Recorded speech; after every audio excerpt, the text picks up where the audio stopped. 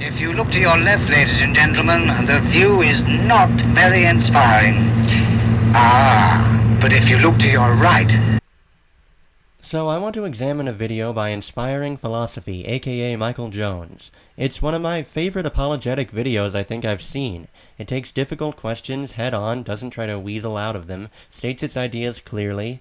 It is, like every video I've seen on Inspiring Philosophy, well researched, drawing from a wide range of authors and theologians, and there's even a lot I agree with in how this video approaches certain things, so I feel like I can engage with it in a way that I can't with a lot of apologetics, including some of Jones's content, where it just feels like the person is from a different planet. So the video is called, Does God Send People to Hell? And yeah, let's just begin at the beginning. Of the many objections people have to Christianity, one of the biggest is the doctrine of hell.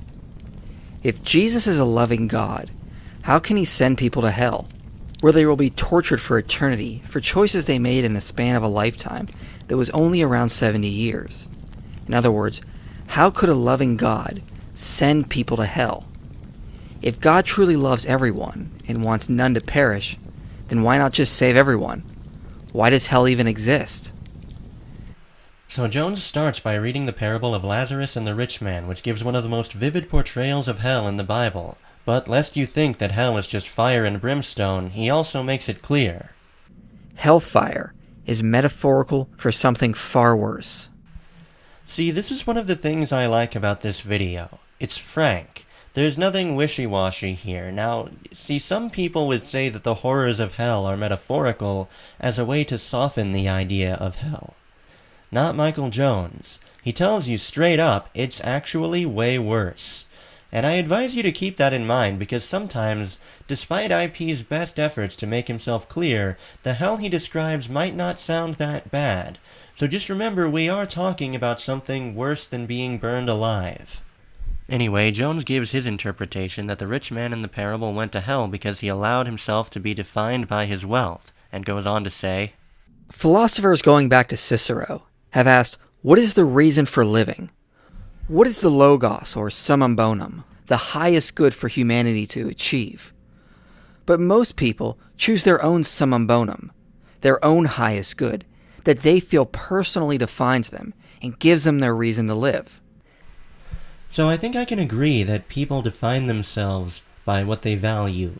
I do object to the implication that IP is doing something different from what most people do. It sounds like there's an implied contrast here between most people who choose their own highest good and true Christians who, I guess, let God make their decision for them. But as I'm sure we all agree, those Christians are still choosing to base their identity around God and make him their reason for living and so on, so they're not an exception to this rule. They're still doing what most people do in choosing their own highest good. So, if you choose not to decide, you've still made a choice. But with the issue framed this way, let's move on. Because sin is not just breaking God's law. Sin is building your identity on anything else besides God. Sin is building your identity on anything but God and letting that define you. Sin is loving something more than God and building your identity on it. In other words, if you take a good thing and make it your ultimate thing instead of God.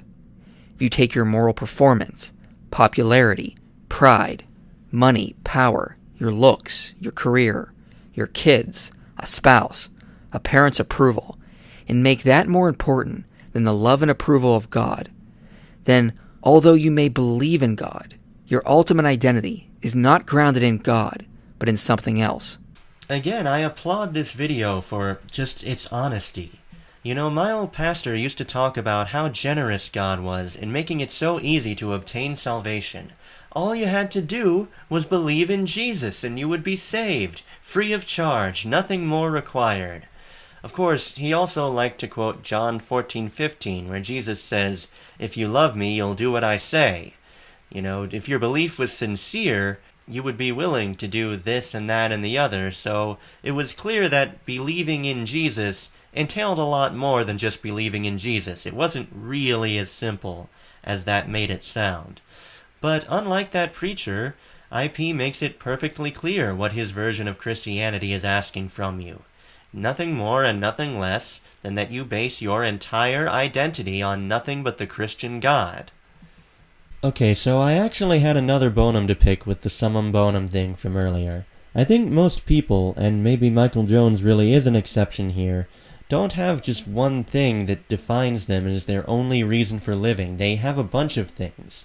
A typical person's values might look something like this entire list, plus religion, with different things having different weight, for sure, but no single thing necessarily outweighing everything else. And I'm gonna say this is actually a good way to live. You know, a key theme in many religions and philosophies is moderation, balance, not letting obsession dominate your life. But this is an idea that's not very present in the Bible, except in Ecclesiastes. In fact, the Gospels line up well with what Jones is saying here. You cannot serve two masters, God and money. Whoever loves father or mother more than me is not worthy of me, and whoever loves son or daughter more than me is not worthy of me, and whoever does not take up the cross and follow me is not worthy of me. And we all know the celebrated story of Abraham, who was willing to sacrifice his own son because God asked him to. So Jones's understanding of Christianity here, while it is extreme, is not totally unreasonable. And that's where we are in this video. Inspiring Philosophy says, devote your entire existence to serving this, and I say, don't. Then, although you may believe in God, your ultimate identity is not grounded in God, but in something else.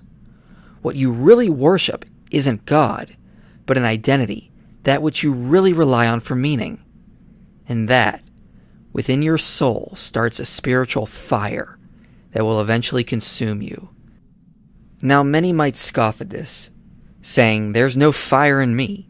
I can have meaning without God that will not consume me. And yes, we've all said that. For example, we can easily spot addiction in our loved ones much quicker than they ever could. It's not hard for us to notice that their life begins to revolve around the next time they will get high. Their entire life becomes built on getting this one substance. Over time, they need more and more of the substance to get less of the high, and so it slowly disintegrates them. As this progresses more and more, we see isolation and blame shifting. But it's not just substance addiction we see this in. Everyone, Christian or non-Christian, looks for meaning in something to shape their identity, and slowly gets addicted to it, to the point where if you take it away, they couldn't live without it.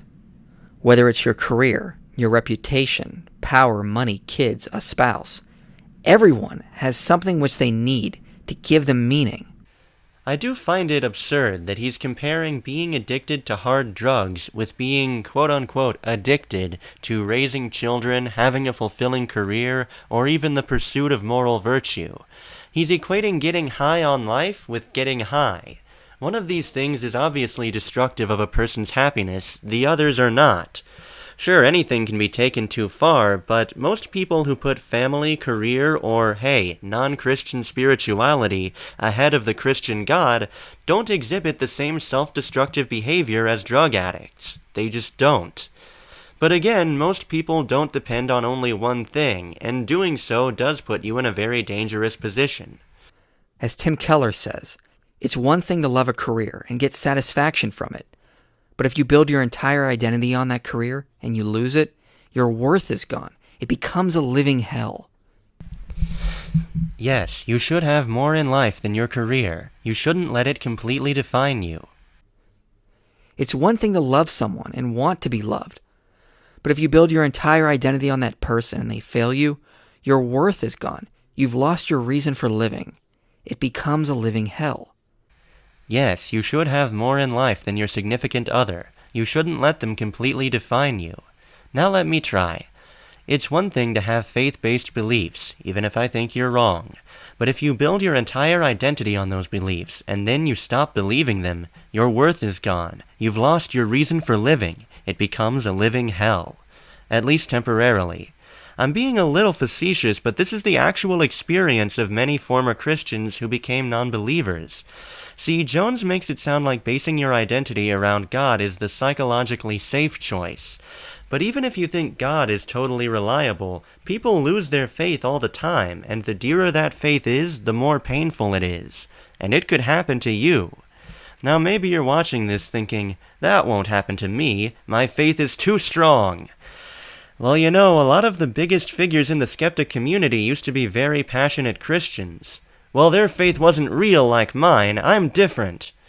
Well, if that's how you feel, then all I can say is, just keep thinking that way, my friend, because when you think that you can't be moved, that's when the atheism comes and sneaks up on you. Now let me tell you the actual safe choice. You see, life is like a stock market. You invest in people, ideas, pursuits, things that will yield either happiness or frustration. Michael Jones is saying, hey guys, put everything you have, or at least the majority, into this one thing, because this is a sure bet. And I'm saying, no it's not, and if you want to be smart, you gotta diversify! You know what I'm saying? I'm talking about... Now you could diversify and still lose everything. It does happen. Even personal internal qualities that are harder to lose can be lost. And I'll acknowledge that for people who are in such a position where they have nothing left, religion often helps them get their lives back on track. But for the average person, I don't think putting all your eggs in one basket is a good way to go if we're looking at things purely in terms of utility. We as humans very much seek to find our purpose in life. And if Christianity is true, and we are made for a specific purpose, then if we pick something else other than our inherent divine purpose, it will slowly disintegrate us, instead of truly fulfilling us as we hope and desire. That's really the key, isn't it? If Christianity is true. And I agree, if Christianity is true, and you can be sure it's true, then it makes perfect sense to let it dominate your life. I mean, what could come close in terms of importance to your eternal salvation? But if, hypothetically, Christianity isn't true, then being a religious extremist might lead you to ignore a lot of good things that life has to offer. It might lead you to form moral and political beliefs that are wrong and harmful to yourself and society. If nothing else, it might make you really annoying to be around, and all for no eternal reward whatsoever. So, I guess the thing we can agree on most of all is that it really does matter if this is true. But the point of this video is not to argue whether Christianity is true, nor is that the point of Jones's video. I really want to focus on what he focuses on, the nature of hell according to his philosophy and its implications and how best to live our lives. Which brings us back to hell. Perhaps my bad temper or my jealousy are gradually getting worse. So gradually that the increase in 70 years will not be very noticeable. But it might be absolute hell in 1,000,000 years. In fact, if Christianity is true, hell is precisely the correct technical term for what it would be. Hell begins with a grumbling mood, and you yourself still distinct from it, perhaps criticizing it, and yourself in a dark hour may will that mood, embrace it. You can repent of it and come out of it again, but there may come a day when you can do that no longer. Then there will be no you left to criticize the mood, nor even to enjoy it, but just the grumble itself, going on forever, like a machine. So it's not a question of God sending us to hell. In each of us, there is something growing up which will of itself be hell, unless it's nipped in the bud. This explanation of hell effectively sidesteps the issue of whether anyone deserves to go to hell or whether hell is a fair punishment by denying that it is a punishment. Instead, it's simply the only thing that can happen to certain people. This is certainly more palatable to our soft modern sensitivities than the traditional idea of hell, but I don't think it succeeds entirely in absolving the Christian God of responsibility for hell, since he could just let people stop existing instead of being in hell, or not create them in the first place if that's what almost all of their existence is going to be. Either one would surely be kinder. So in this sense, God does still send people to hell even on Lewis's and Jones's view, in the sense that he could prevent their going there. This understanding of hell also seems to me to create some problems, especially combined with Jones's definition of sin. If sin is building your identity around something other than God, and people who do that go to hell, while the ones who build it around God go to heaven, this seems to contradict the common Christian idea that people are saved from hell by having their sins forgiven. It seems rather that people who go to heaven do so by not sinning. This also makes me want to talk about one of the most curious things about hell. On almost any traditional understanding of Christianity, you can repent and avoid it at any time before you die, but not at any time after you die. The traditional image is of God as a judge who delivers his verdict at a certain point in time, and once he delivers it, there's no changing it. Makes a certain amount of sense, but what are we to make of Lewis's description of a gradually worsening character flaw that eventually gets so bad that it reaches a point of no return? Is there any reason to think that point of no return will always happen before you die? Of course, this all makes perfect sense if you just think of hell as a meme that is adapted to encourage Christianity. If anyone living was considered doomed no matter what, they would discourage Christians from proselytizing to them and limit the spread of Christianity. But if people were told they could just convert after they die, it would discourage them from becoming Christian in this life. Of course, if the afterlife was really real, that shouldn't be a problem as long as they become Christians in the long run, right? But if you want to encourage Christianity in the real world, in this world, then setting a time limit seems like the way to go. Actually, I'm not 100% sure of Jones's position on this. He does talk about salvation after death for people who have never heard the gospel. Good for them. But a lot of what he says seems to imply that if you're familiar with the gospel, you've already made your choice by the time you die. And that is certainly the overwhelming view of most Christians, but correct me if I'm wrong. So anyway, Jones's answer to the title question, does God send people to hell, appears to be no, people send themselves to hell. All that are in hell choose it. Without that self-choice, there could be no hell. There is no one in hell who doesn't prefer to be there. So at one point, he just plays a full 6 minutes of an adaptation of C.S. Lewis's book, just like unedited, not talking over it, because the Bible doesn't say anything about copyright infringement, does it? Although I guess, let he who is without copyrighted material cast the first stone. Anyway, the scene is of a woman who has gone to hell while her beloved son is in heaven. Upset she can't see her son, she refuses to turn to God, even though it's her only way out. This is meant to show how even something as apparently wholesome as maternal love can put a wedge between a person and God and could lead a person to choose hell. Now, Lewis's skill as a writer and empathy shine through here, but of course, this doesn't prove anything, does it? It's just a story. The thing to do here is not to construct a fictional person who could fit Lewis's idea of how damnation works, but rather to ask, how does this idea apply to most real people? Think about all the people inspiring philosophy believes are going to hell. Not just people who reject Christianity, but people who aren't totally 100% devoted to it, or those who think they are totally devoted to it but are actually doing it wrong because of common human failings, like the example he gives of a prideful and arrogant King James onlyist. And I told him, if you think that when you get to heaven, the focus will be on you and your own glory, you will never make it. So it seems like in Michael Jones's world, almost everyone who's heard the gospel, including almost all self-described Christians, would be going to hell. Now, would all these people, upon finding themselves in hell, and knowing that they are in hell, would they really just be like, screw God, man, I don't need none of that, I'll just stay here? There is no one in hell who doesn't prefer to be there. Is everyone really that determined to reject God? Are they not simply mistaken about some things, or failing to feel the gravity of the situation? They may not want to be in that fire of their addiction, but they hate God enough to prefer the fire instead of being with Him. Prominent atheists today remark they would rather spend an eternity in hell than acknowledge God as their Lord. But I do reject Jesus Christ. He is not my Lord. If He did exist, I would tell Him to His face that if He created a hell, then He should go to hell. Come on, look at how he goes to the most extreme anti-theists out there to justify this idea of people wanting to go to hell, when the actual scope of it is so much wider. He doesn't think hell is going to be populated only by Dan Barkers. And honestly, I'm not sure how seriously to take comments like these.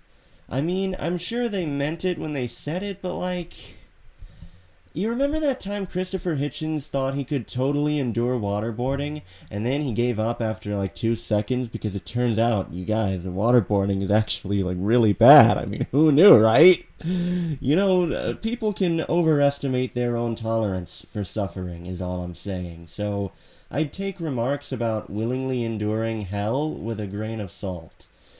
For my part, although I do genuinely admire the nobility and love of freedom that motivates people like Hitchens and Barker to say these things, I am not as scrupulous as that.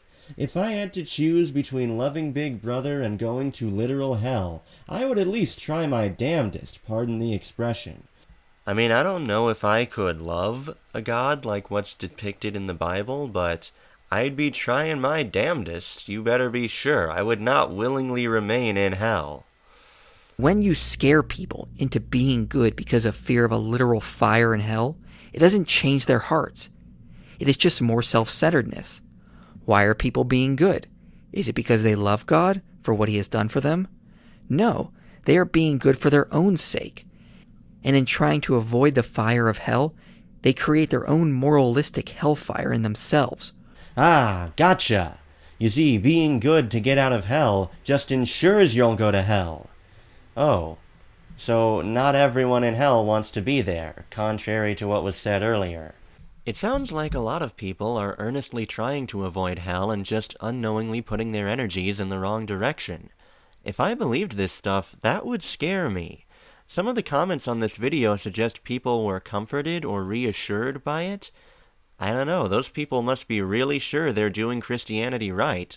What if they're doing it wrong, just like the Pharisees or that King James Bible guy? I mean, even if you think you're totally devoted to God and not your own ego, it can be hard to know your true motives. It's like trying to be sure you're not being racist. I mean, you can know you're not super racist, but what if you have some unconscious biases that subtly influence your decisions? You can drive yourself crazy thinking about it. Sorry, this is supposed to be about religion. I need to stop talking about controversial subjects. Of course, in IP's worldview, none of this misguidedness is the responsibility of God. It's the bad Christian's own fault for doing it wrong. That's just what you get for not understanding these subtle theological distinctions about the nature of sin. You know what the root of all this is? Black and white thinking. It's both a cause and a symptom of Christianity. People are either totally devoted to God or totally depraved and willing to do anything to avoid loving God. No such thing as innocent mistakes in this world. You see it even more when he returns to the parable of Lazarus and the rich man, and how the fact that the rich man, I'm not making this up, the fact that the rich man begs for relief and for Abraham to warn his brothers just proves even more how evil he is. Now, I've tried to avoid arguing over Bible interpretations in this video, but this is just ridiculous. But you see, IP has to interpret the story this way, because otherwise, the rich man's pleas for mercy might just provoke sympathy, and we mustn't sympathize with someone in hell because, well, that would be somewhat adjacent to saying that maybe they shouldn't be there, and that can't be. You see, black and white thinking. So to sum up the points of this video, things Michael Jones and I agree on. People construct their own identities based on what they consider good. If Christianity is true, this has important implications for how people can best live their lives. Specifically, the best thing to do would be to base your identity around the Christian God. Things we disagree on. Whether Christianity is true. Whether the best thing to do is base your identity around the Christian God. Whether everyone who Michael Jones thinks is going to hell would willingly choose to go to hell rather than heaven. Now, I hope everyone has found this a thought-provoking experience. Goodbye.